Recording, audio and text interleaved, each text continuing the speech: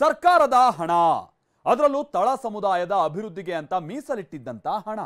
ಆದ್ರೆ ಅದೇ ಕೋಟಿ ಕೋಟಿ ಹಣ ಲೂಟಿ ಆಯಿತು. ನಕಲಿ ಖಾತೆಗಳನ್ನ ಸೃಷ್ಟಿಸಿ ಕೋಟಿ ಕೋಟಿ ಹಣವನ್ನ ಗುಳುಂ ಮಾಡಿದ್ರು. ಹೌದು, ವಾಲ್ಮೀಕಿ ನಿಗಮದಲ್ಲಿನ ಅದೇ ಹಗರಣಕ್ಕೆ ಸಂಬಂಧಪಟ್ಟ ಹಾಗೆ ಸಚಿವರ ತಲೆದಂಡಕ್ಕೆ ಇದು ಕಾರಣ ಆಗಿದೆ. ಸಿದ್ದರಾಮಯ್ಯ ಸರ್ಕಾರದ ಮೊದಲ ವಿಕೆಟ್ ಪತನ ಆಗಿದೆ. ತನಿಖೆಯಲ್ಲಿ ಇದ್ದಾಗ ನಾನು ಮಂತ್ರಿ ಸ್ಥಾನದಲ್ಲಿದ್ದರೆ ಅವ್ರಿಗೆ ತೊಂದರೆ ಆಗಬಹುದು.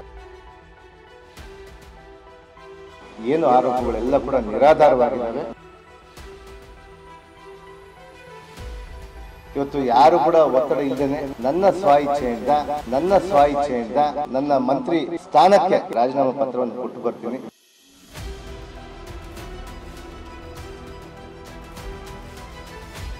ಒಂದಲ್ಲ ಎರಡಲ್ಲ, ಬರೋಬ್ಬರಿ 187 ಕೋಟಿ ಹಗರಣ. ವಾಲ್ಮೀಕಿ ನಿಗಮದಲ್ಲಾಗಿರೋ ಇದೇ ಹಗರಣ ಸಿದ್ದರಾಮಯ್ಯ ಸಂಪುಟ ಸದಸ್ಯನ ತಲೆದಂಡಕ್ಕೆ ಕಾರಣವಾಗಿದೆ. ಲೋಕಸಭೆ ಚುನಾವಣೆ ಕಾವು ಇಳಿಯುತ್ತಿದ್ದಂತೆ ಸಿದ್ದರಾಮಯ್ಯ ಸರ್ಕಾರದ ಮೊದಲ ವಿಕೆಟ್ ಪತನವಾಗಿದೆ.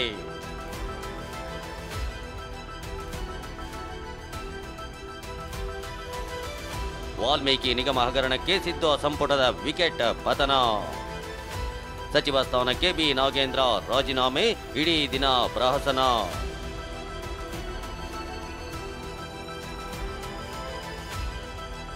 $40 ಇಂಥದ್ದೊಂದು ಅಸ್ತ್ರ ಹಿಡಿದುಕೊಂಡೇ ಬೊಮ್ಮಾಯಿ ಸರ್ಕಾರದ ವಿರುದ್ಧ ಕಾಂಗ್ರೆಸ್ ನಾಯಕರು ದೊಡ್ಡ ಹೋರಾಟ ನಡೆಸಿದ್ರು. ವಿಪರ್ಯಾಸ ಅಂದ್ರೆ ಸಿದ್ದು ಸರ್ಕಾರದ ಸಚಿವರ ವಿರುದ್ಧವೇ ಬಹುಕೋಟಿ ಹಗರಣದ ಆರೋಪ ಕೇಳಿ ಬಂದಿದೆ. ಇದೇ ಆರೋಪ ಇವತ್ತು ಸಚಿವ ನಾಗೇಂದ್ರ ಅವರ ರಾಜೀನಾಮೆಗೆ ಕಾರಣವಾಗಿದೆ. ಸಂಜೆ ಸಿಎಂ ನಿವಾಸಕ್ಕೆ ತೆರಳಿದ ನಾಗೇಂದ್ರ ಸಚಿವ ಸ್ಥಾನಕ್ಕೆ ರಾಜೀನಾಮೆ ಸಲ್ಲಿಸಿದ್ದಾರೆ. ಇದಕ್ಕೂ ಮುನ್ನ ಸುದ್ದಿಗೋಷ್ಠಿ ನಡೆಸಿದ್ದ ಅವರು ಇದರಲ್ಲಿ ನಂದೇನೋ ತಪ್ಪಿಲ್ಲ ಅಂದ್ರು. ಬಂದಂತ ಏನು ಆರೋಪಗಳೆಲ್ಲ ಕೂಡ ನಿರಾಧಾರವಾಗಿದ್ದಾವೆ. ಇವತ್ತು ಆ ನಿರಾಧಾರದಿಂದ ನಾನು ನಿರ್ದೋಷಿಯಾಗಿ ಬಂದ ಮೇಲೆ ಮಾನ್ಯ ನಮ್ಮ ಮುಖ್ಯಮಂತ್ರಿಯವ್ರನ್ನ ಮತ್ತೊಮ್ಮೆ ಭೇಟಿ. ಇವತ್ತು ಸಚಿವ ನಾಗೇಂದ್ರ ರಾಜೀನಾಮೆ ವಿಚಾರವಾಗಿ ದೊಡ್ಡ ಪ್ರಹಸನವೇ ನಡೆದು ಹೋಯಿತು. ರಾಜೀನಾಮೆ ವಿಚಾರವಾಗಿ ಸಿಎಂ ಡಿಸಿಎಂ ಮಧ್ಯೆಯೇ ತಾಳಮೇಳವಿಲ್ಲದ ಹೇಳಿಕೆಗಳು ಹೊರಬಂದ್ವು. ಅದೇನು ಅನ್ನೋದನ್ನ ಟೈಮ್ ಟು ಟೈಮ್ ತೋರಿಸ್ತೀವಿ ನೋಡಿ.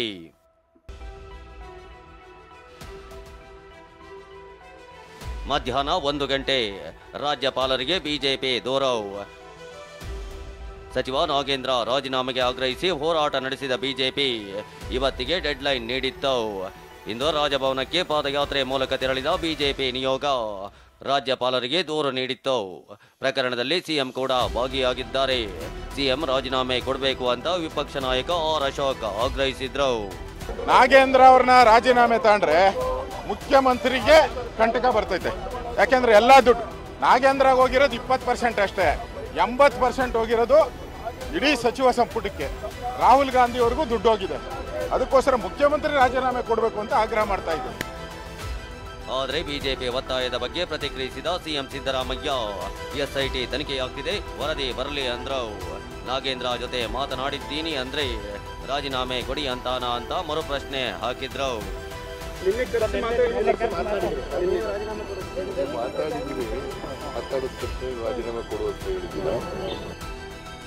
ವಿಷಯ ಅಂದ್ರೆ ನಿನ್ನೆ ರಾತ್ರಿ ನಾಗೇಂದ್ರರನ್ನ ಕರೆಸಿಕೊಂಡಿದ್ದ ಸಿಎಂ ಮಾತುಕತೆ ನಡೆಸಿದ್ರು. ಇದಾದ ಬಳಿಕ ನಾಗೇಂದ್ರಗೆ ರಾಜೀನಾಮೆ ನೀಡಲು ಸೂಚನೆ ನೀಡಿದ್ದಾರೆ ಎನ್ನಲಾಗಿತ್ತು. ಆದ್ರೆ ರಾಜೀನಾಮೆ ಕೇಳಿಲ್ಲ ಅಂತ ಸಿಎಂ ಪರೋಕ್ಷವಾಗಿ ಹೇಳಿದ್ರು. ಬಳಿಕ ಮಾತನಾಡಿದ ಡಿಕೆ, ನಾಗೇಂದ್ರ ಸಂಜೆ ರಾಜೀನಾಮೆ ನೀಡಬಹುದು ಎಂದಿದ್ರು. ಇದಕ್ಕೆ ಪ್ರತಿಕ್ರಿಯಿಸಿದ್ದ ಸಿಎಂ ಅವರನ್ನೇ ಕೇಳಿ ಅಂದಿದ್ರು.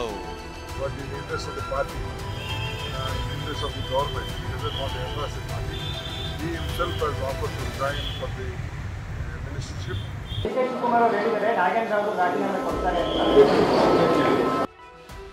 ಮಧ್ಯಾಹ್ನ 3:20 ರಾಜೀನಾಮೆ ಕೊಟ್ಟಿದ್ದಾರೆಂದ ಡಿಕೆ. ಇದಾದ ನಂತರ ಸುದ್ದಿಗೋಷ್ಠಿ ಮಾಡಿದ್ದ ಡಿಕೆ ಶಿವಕುಮಾರ್, ನಾಗೇಂದ್ರ ಅವರು ಪಕ್ಷಕ್ಕೆ ಮುಜುಗರ ಆಗಬಾರ್ದು ಅಂತ ರಾಜೀನಾಮೆ ಕೊಟ್ಟಿದ್ದಾರೆ ಅಂತ ಹೇಳಿದ್ರು. ಪಕ್ಷಕ್ಕೆ ಮುಜುಗರ ಮಾಡಲ್ಲ ಅಂತ ಹೇಳಿ ಅವರೇ ವಾಲಂಟಿಯರ್ಗೆ ರಾಜೀನಾಮೆ ಕೊಡಲಿಕ್ಕೆ ಒಪ್ಕೊಂಡು ಇವತ್ತು ಕೊಟ್ಟಿದ್ದಾರೆ. ನಾವೇನು ಅವ್ರಿಗೆ ರಾಜೀನಾಮೆ ಕೊಡಿ ಅಂತ ಹೇಳಲಿಲ್ಲ. ಈತ ಡಿಕೆ ಹೇಳ್ತಿರೋ ಸಂದರ್ಭದಲ್ಲೇ ಸಚಿವ ನಾಗೇಂದ್ರ ಸಿಎಂ ನಿವಾಸಕ್ಕೆ ಬಂದಿದ್ರು. ರಾಜೀನಾಮೆ ಕೊಟ್ಟಿದ್ದಾರೆಂಬ ಸುದ್ದಿ ಪ್ರಸಾರವಾಗ್ತಾ ಇದ್ದಂತೆ ಡಿಕೆಗೆ ಕರೆ ಮಾಡಿದ ನಾಗೇಂದ್ರ ನಾನಿನ್ನೂ ರಾಜೀನಾಮೆ ನೀಡಿಲ್ಲ ಅಂತ ಹೇಳಿದ್ರು. ಬಳಿಕ ಡಿಕೆ ಶಿವಕುಮಾರ್ ತಮ್ಮ ಹೇಳಿಕೆಗೆ ಸ್ಪಷ್ಟನೆ ಕೊಟ್ಟರು. ಫೋನ್ ಮಾಡಿದ್ರು, ಈಗ ನನಗೇನು ಮಾಹಿತಿ ರಿಸೈನ್ ಮಾಡಿದ್ದಾರೆ ಅಂತ ನೀವು ಹೇಳ್ತಾ ಇದ್ದೀರಿ, ಅದು ಸತ್ಯಕ್ಕೆ ದೂರಾದಂಥ ವಿಚಾರ. ಅವರು ಈಗ ಕಾಂಗ್ರೆಸ್ ಆಫೀಸ್ ಇದಕ್ಕೆ ಪಾರ್ಟಿಗೆ ವಿಧಾನಸೌಧಕ್ಕೆ ಅವ್ರು ಹೋಗ್ತಾ ಇದ್ದಾರೆ, ನಿಮ್ಮನ್ನೆಲ್ಲ ಉದ್ದೇಶಿಸಿ ಮಾತನಾಡ್ತಾರೆ. ಅದಾದ ಮೇಲೆ ನಾನು ಹೋಗಿ ಸಬ್ಮಿಟ್ ಮಾಡ್ತೀನಿ ಅಂತ ನನಗೆ ಅಧ್ಯಕ್ಷನಾಗಿ ನಾನು ತಿಳಿಸ್ತಾ ಇದ್ದೀನಿ. ಇಷ್ಟೆಲ್ಲ ಪ್ರಹಸನದ ನಂತರ ವಿಧಾನಸೌಧದಲ್ಲಿ ಸುದ್ದಿಗೋಷ್ಠಿ ಮಾಡಿದ ನಾಗೇಂದ್ರ ರಾಜೀನಾಮೆ ಸಲ್ಲಿಸುವುದಾಗಿ ಘೋಷಣೆ ಮಾಡಿದ್ರು.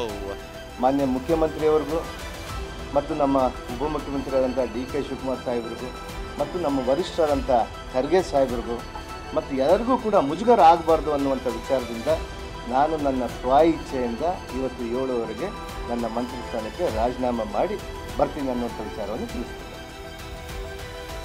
ಇದಾದ ನಂತರ ಸಿಎಂ ನಿವಾಸಕ್ಕೆ ಆಗಮಿಸಿದ ಬಿ ನಾಗೇಂದ್ರ ಸಚಿವ ಸ್ಥಾನಕ್ಕೆ ರಾಜೀನಾಮೆ ಸಲ್ಲಿಸಿದ್ದಾರೆ. ಬಹುಕೋಟಿ ಹಗರಣದಲ್ಲಿ ಸಚಿವರ ತಲೆದಂಡವಾಗಿದೆ. ಆತ ತನಿಖೆ ನಡೆಸ್ತಾ ಇರೋ ಎಸ್ಐಟಿ ಕೋಟಿ ಹಿಂದಿನ ರಹಸ್ಯ ಕೆದಕ್ತಾಗಿದೆ. ಎಸ್ಟಿ ಜನಾಂಗ ಅಭಿವೃದ್ಧಿ ಆಗಲಿ ಅಂತ ಸರ್ಕಾರ ಕೋಟಿ ಹಣ ಮೀಸಲಿಟ್ಟಿದೆ. ತಳ ಸಮುದಾಯದ ಅದೇ ಹಣ ದೊಡ್ಡವರ ಜೇಬು ಸೇರಿರೋ ಆರೋಪ ಕೇಳಿ ಬಂದಿರೋದು ನಿಜಕ್ಕೂ ದುರಂತ. Bureau report, TV9.